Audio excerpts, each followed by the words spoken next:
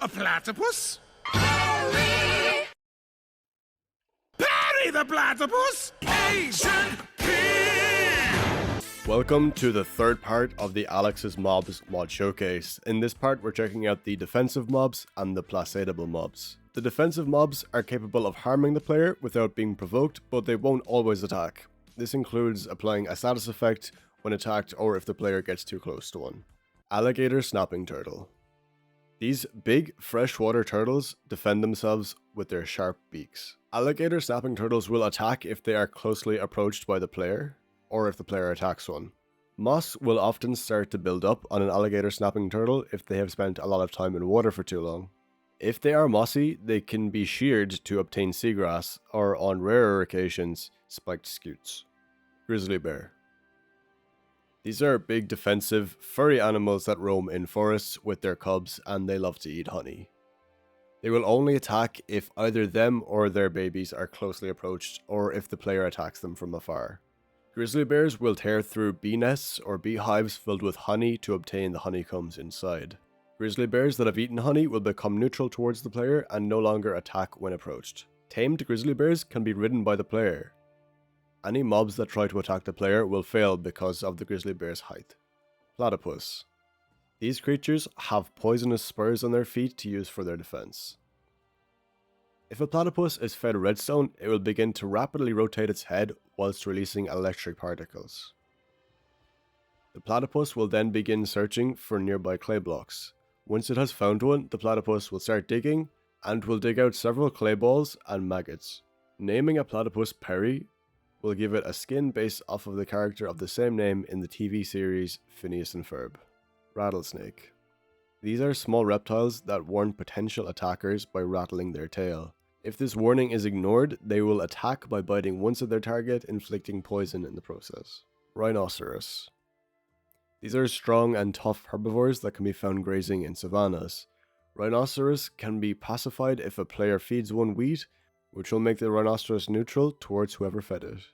The pacified rhinoceros will also come to the defense of its feeder, and they will often stay near a village if it manages to find one. Skunk. These are forest creatures that release a foul smell if they are threatened. They will defend themselves by spraying a noxious gas towards their target, which will apply the nausea effect. Some of this gas can also attach to blocks. The gas that's attached to the blocks can be bottled to obtain a stink in a bottle. Now moving on to the fantasy defensive mobs. Enderiophage. These are biochemical viruses that roam the End in search of endergrades to exterminate with their ender flu disease. They are capable of flying by shooting out DNA particles which can propel them forwards. They can be built by placing an end rod with a capsid containing an eye of ender at the top. If one is built in the overworld or the nether, it will take on a variant exclusive to that dimension. Screecher. These are bizarre mutated primates native to the Deep Dark. They will scream if they sight a player, causing a warden to appear.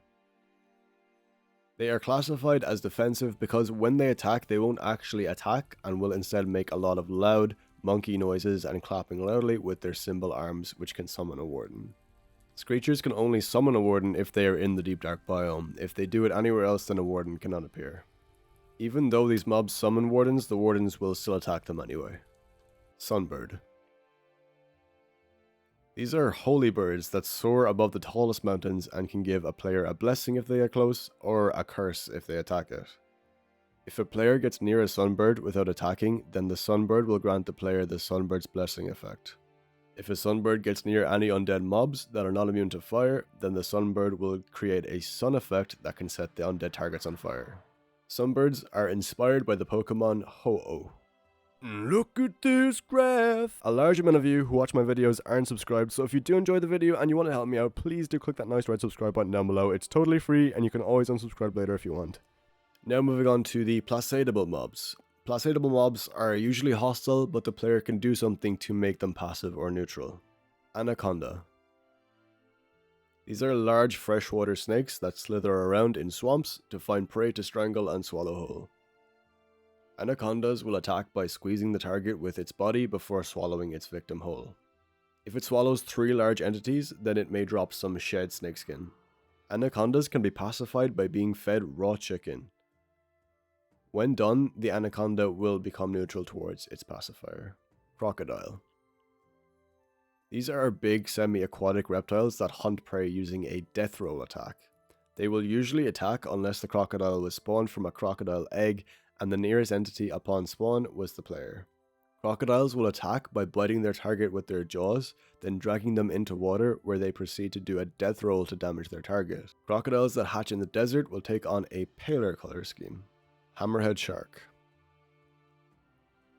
These are strange sharks that swim in warm oceans to hunt for fish, squid, or any damaged entity. They will only attack if the player has been injured or if the player themselves attack one. Hammerhead sharks will hunt by encircling the target for a while before dashing towards it and dealing damage using its teeth. Komodo dragon. These are cannibalistic reptiles that inhabit sparse jungles in search of prey.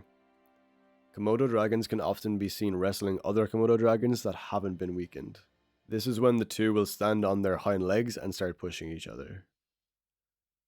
Komodo dragons can be tamed by feeding them entire stacks of rotten flesh. If a Komodo dragon is named Koda or Maid, then it will wear a maid's outfit. Tiger. These are extremely powerful predators that hunt by turning almost invisible and striking at the best possible moment. They will attack suddenly by jumping towards the player at speed, causing the victim to be inflicted with the scared still effect before attacking with their claws. Before attacking, they will turn almost completely invisible. The only visible parts are their red eyes. They also have the ability to walk through leaf blocks. And tigers that have been fed any kind of meat will grant their feeder the tiger's blessing effect. If the player has this effect, then any tigers the players encounter will be neutral. Now moving on to the fantasy placeable mobs. Bone Serpent. These are undead serpents that lurk in lava lakes around the nether. Once they spot a target, they will jump out and attack. They will attack unless the player is wearing an unsettling kimono or is riding a straddleboard enchanted with Serpent Charmer. Bone serpents attack by jumping out of lava and either landing on top of their target or biting their target with their jaws. Cave Centipede. These are massive subterranean bugs that lurk in caves. They can be found in caves beneath Y level 0. They will attack unless the player has the bug pheromones effect. Crimson Mosquito. These monstrous insects fly around Crimson Forests in search of blood to feast on. They will usually attack unless the player has either the bug pheromones or mosquito repellent effects. Crimson mosquitoes will only attack warm-blooded animals. Froststalker. These are icy reptiles that roam the Ice Spikes biome and the Frozen Peaks biome in search of their favorite prey, Tusklins. If a Frostwalker enters a warm biome, then it will be inflicted with weakness and their spikes will melt off. Frostwalkers can be pacified by players if they are wearing a Froststalker helmet.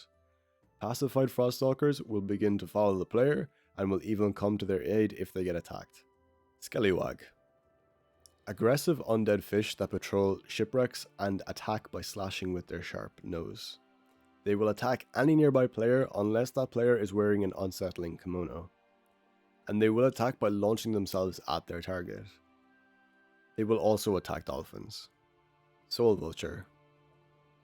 These are terrifying undead birds that attack using a devastating soul steal ability. They can only land on bone blocks. Upon damaging their target, the Soul Vulture will sap the health from its target and heal for the amount of damage that they dealt. Soul Vultures will target piglins and piglin brutes, and Soul Vultures are also prey to bone serpents and can be seen getting attacked by them. Tusklin.